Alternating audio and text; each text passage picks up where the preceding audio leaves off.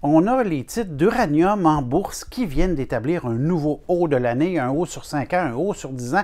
On a beaucoup de pression haussière dans l'uranium, dans le nucléaire, et je pense que ça vaut la peine qu'on prenne un peu de temps et qu'on en parle maintenant.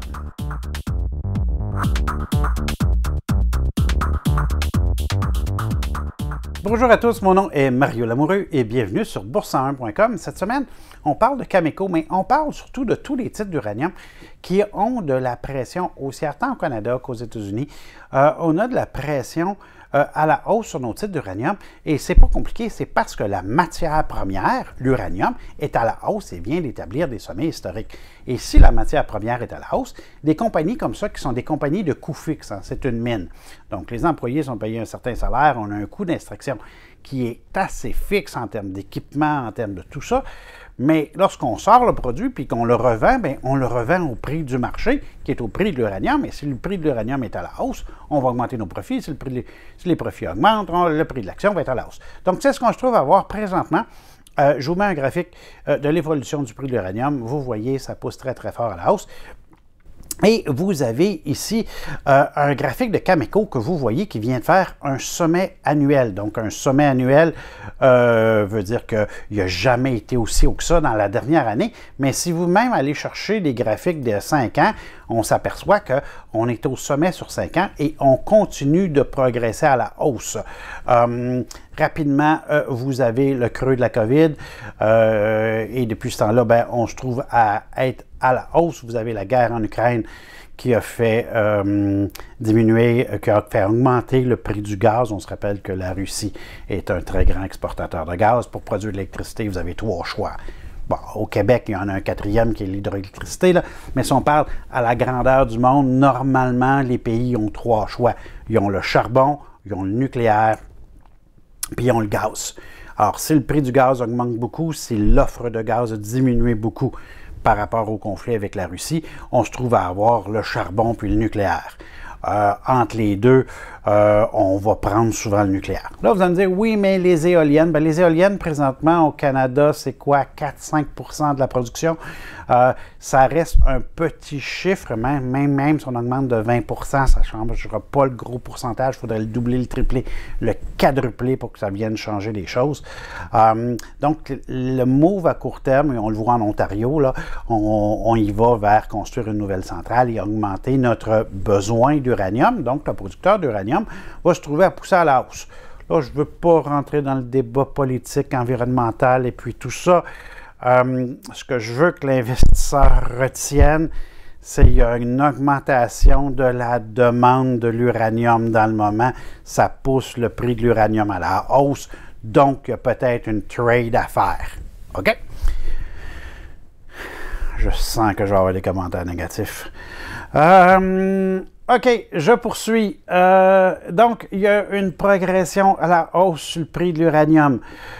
Cette progression à la hausse-là, ce n'est pas une transaction à long terme, parce que si vous regardez les ventes historiques de compagnies comme Cameco, c'est assez stable. Les profits, c'est, ah mon Dieu, c'est des profits, des pertes, des profits, des pertes, des profits, des pertes. C'est pas excitant du tout, dividende négligeable. Donc, c'est pas un achat, c'est tout le temps une transaction. Hein. L'uranium, c'est comme si vous investissiez dans le pétrole. Hein. Vous savez ce que j'ai dit dans le cours à moyen terme, ceux qui l'ont suivi, là, le pétrole, c'est une trade à moyen terme, c'est toujours une trade à moyen terme, c'est jamais une trade à long terme. On y va pour faire le cycle. Ici, moi, je vous dis qu'il y a de la pression. Si vous pouvez vous trouver un point d'achat, pas aujourd'hui, là. On est en haut du mouvement, le creux est loin, mais dans les prochains jours, si vous pouvez vous trouver un creux, un endroit qui a très peu de risques pour rentrer dans la position, vous rentrez un petit pourcentage de perte possible, 3, 4, 5 %. Vous pouvez venir mettre une vente stop, là, si vous n'avez pas le temps de les suivre. Là. Vous mettez une vente stop là, vous laissez le prix continuer. Après ça, on est dans un mouvement de pression haussière qui pourrait continuer à pousser plus haut. Bon, je vous ai montré qu'Ameco, il y en a que des titres à 60 $, ça ne les excite pas. Hein? Il a fait de 30 à 60, 58, 59 dans le moment que je vous parle. Et vous préférez les petites compagnies. Ce qui est le fun avec l'uranium, c'est que vous avez au Canada beaucoup de choix de petit uranium. Ben, beaucoup, 10-15 environ, là, de petites compagnies d'uranium que vous pouvez regarder. Et ils sont tous en pression haussière. Prenez des petites positions parce qu'il n'y a pas beaucoup de volume sur ces titres-là, puis regardez pour faire une transaction comme ça. Votre difficulté que vous allez vous rencontrer, c'est que vous n'avez pas d'indice de l'uranium. Puis là, le réflexe que certains investisseurs que j'ai vus dans un courriel était de dire « je vais suivre l'indice des matériaux pour mon déclencheur ». Non, parce que les matériaux, ça suit beaucoup plus l'or, l'argent, le cuivre, etc. Puis l'uranium est minoritaire à l'intérieur de ça. Et souvent, ben, vous êtes mieux de venir suivre l'indice de l'énergie, mais l'indice de l'énergie, ben, c'est le prix du baril. Fait que vous avez difficile de trouver un indice de référence. Moi, je vous conseille d'utiliser Cameco, qui est vraiment le plus gros, puis d'utiliser Cameco comme indice de référence. Considérez que c'est votre indice. Puis après ça, venez chercher votre déclencheur sur votre indice, qui est maintenant Cameco. Puis quand vous avez votre déclencheur sur votre indice, qui est Cameco, et sur votre titre personnel, et sur votre petite compagnie, là, vous faites la transaction. Même chose avec vos points de sortie. Moi, c'est la façon que je le travaillerai.